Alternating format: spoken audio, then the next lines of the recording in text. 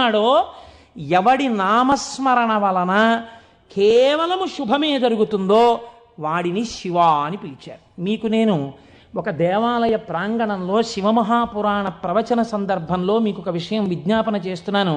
ఇది పరమసత్యం, అబద్ధాలు చెప్పుకోవలసిన దౌర్భాగ్యం నాకు లేదు.